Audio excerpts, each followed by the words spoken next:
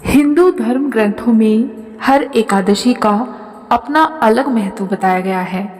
इन्हीं अलग अलग विशेषताओं के कारण इनके नाम भी भिन्न भिन्न रखे गए हैं। प्रत्येक वर्ष में 24 एकादशियां होती हैं। मल मास की एकादशियों को मिलाकर इनकी संख्या 26 हो जाती है।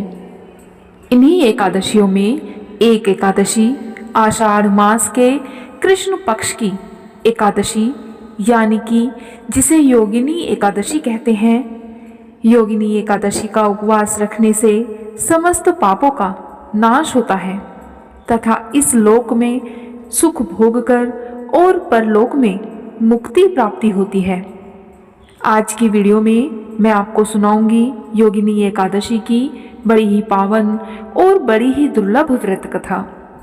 महाभारत काल की बात है कि एक बार धर्मराज युधिष्ठिर ने भगवान श्री कृष्ण से कहा, हे त्रिलोकीनाथ, मैंने ज्येष्ठ माह के शुक्ल पक्ष की निर्जला एकादशी की कथा सुनी।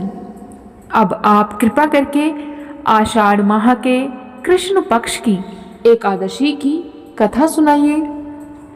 इस एकादशी का क्या नाम है तथा इस एकादशी का महात्म्य क्या है, सो अब मुझे विस्तार पूर्वक बताएं। श्री कृष्ण ने कहा, हे पांडुपुत्र, आषाढ़ माह के कृष्ण पक्ष की एकादशी का नाम योगिनी एकादशी है। इसका व्रत करने से सभी प्रकार के पाप नष्ट हो जाते हैं। यह व्रत इस लोक में भोग और परलोक में मुक्ति देने वाला है। हे धर्मराज, यह एकादशी तीनों लोकों में प्रसिद्ध है। इसके व्रत से सभी पाप नष्ट हो जाते हैं। अतः तुम्हें मैं पुराणों में कही हुई एक कथा सुनाता हूँ, ध्यान पूर्वक श्रवण करो। कुबेर नाम का एक राजा अलकापुरी नाम की नगरी में राज्य करता था। वह परम शिव भक्त था। उनका हेममाली नामक एक यक्ष सेवक था जो पूजा के लिए उनके लिए फूल लाया करता था। हेममाली की विशालाक्षी नाम की अति सुंदर स्त्री थी। एक दिन वह मानसरोवर से पुष्प लेकर आया, किंतु कामासक्त होने के कारण पुष्पों को रखकर अपनी स्त्री के साथ रमण करने लगा। इस भोग विलास में उसे दोपहर हो गई। हेममाली की राह देखते देखते जब राजा कुबेर को दोपहर हो गई तो उसने क्रोधपूर्वक अपने सेवकों को आज्ञा दी कि तुम लोग जाकर पता लगाओ कि हेममाली अभी तक पुष्प लेकर क्यों नहीं आया। जब सेवकों ने उसका पता लगा लिया तो राजा के पास जाकर बताया कि हे राजन, वह हेममाली अपनी स्त्री के साथ रमण कर रहा है। इस बात को सुनकर राजा कुबेर ने हेममाली को बुलाने की आज्ञा दी। राजा के डर से कांपता हुआ हेममाली राजा के सामने उपस्थित हुआ। उसे देखकर कुबेर को अत्यंत क्रोध आया और उसके होठ फड़फड़ाने लगे। राजा ने कहा, अरे अधर्म, तूने मेरे परम पूजनीय देवों के भी देव भगवान शिव जी का अपमान किया है। अतः मैं तुझे श्राप देता हूँ कि तू स्त्री के वियोग में तड़पे और मृत्यु लोक में जाकर कोढ़ी का जीवन व्यतीत करे। कुबेर के श्राप से वह तत्क्षण स्वर्ग से पृथ्वी पर आ गिरा और कोढ़ी हो गया। उसकी स्त्री भी उससे बिछड़ गई।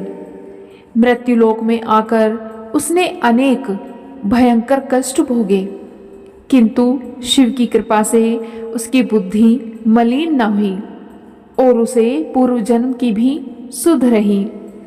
अनेक कष्टों को भोगता हुआ तथा अपने पूर्व जन्म के कुकर्मों को याद करता हुआ वह हिमालय पर्वत की तरफ चल पड़ा। चलते चलते वह मार्कंडेय ऋषि के आश्रम में जा पहुंचा। वह ऋषि अत्यंत वृद्ध तपस्वी थे। वह दूसरे ब्रह्मा के समान प्रतीत हो रहे थे और उनका वह आश्रम ब्रह्मा की सभा के समान शोभा दे रहा था। ऋषि को देखकर हेममाली वहां गया और उन्हें प्रणाम करके उनके चरणों में गिर पड़ा।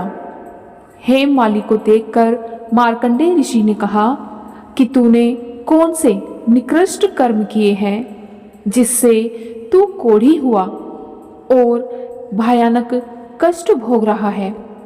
महर्षि की बात सुनकर हेममाली बोला, हे मुनिश्रेष्ठ, मैं राजा कुबेर का अनुचर था। मेरा नाम हेममाली है। मैं प्रतिदिन मानसरोवर से फूल लाकर शिव पूजा के समय कुबेर को दिया करता था। एक दिन पत्नी सहवास के सुख में फंस जाने के कारण मुझे समय का ज्ञान ही नहीं रहा और दोपहर तक पुष्प नहीं पहुंचा सका। तब उन्होंने मुझे श्राप दिया कि तू अपनी स्त्री का वियोग और मृत्युलोक में जाकर कोढ़ी बनकर दुख भोगेगा। इस कारण मैं कोढ़ी हो गया तथा पृथ्वी पर आकर भयंकर कष्ट भोग रहा हूँ। अतः कृपा करके आप कोई ऐसा उपाय बतलाएं जिससे मेरी मुक्ति हो जाए। उसकी बात सुनकर मार्कंडेय ऋषि ने कहा, हे हेममाली, तूने मेरे सम्मुख सत्य वचन कहे हैं, इसीलिए मैं तेरे उद्धार के लिए एक व्रत बताता हूँ।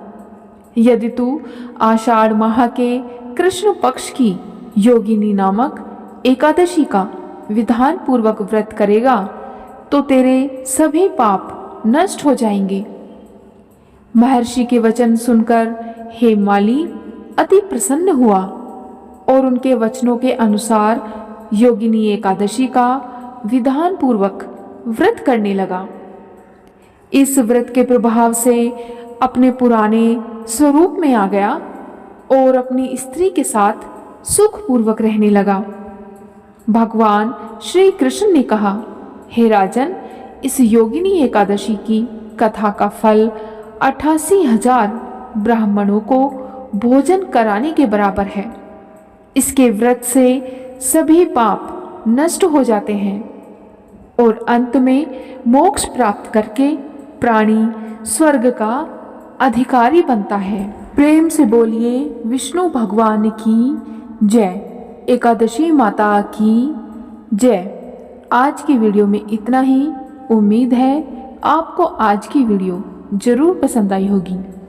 अगर आपको आज की वीडियो पसंद आए तो वीडियो को लाइक और अगर चैनल पर पहली बार आए हैं तो चैनल को सब्सक्राइब भी जरूर करिएगा और कमेंट बॉक्स में विष्णु भगवान की जय जरूर लिखिएगा।